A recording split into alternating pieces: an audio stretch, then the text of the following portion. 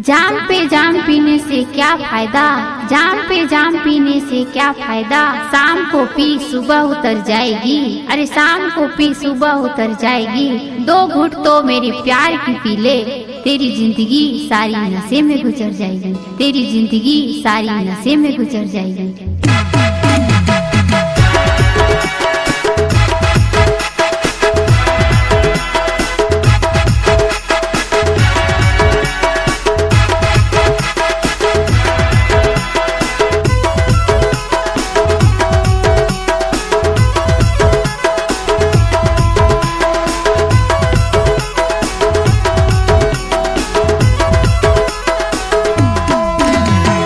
प्यार की नशा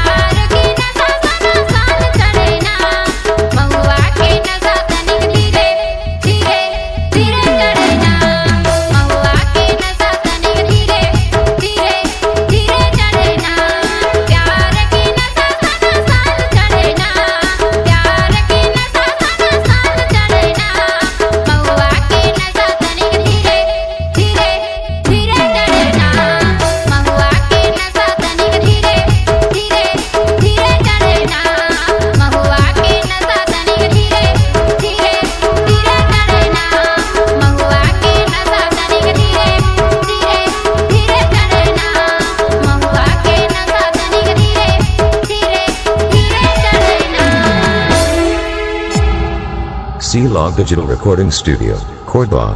Contact number 9907119215.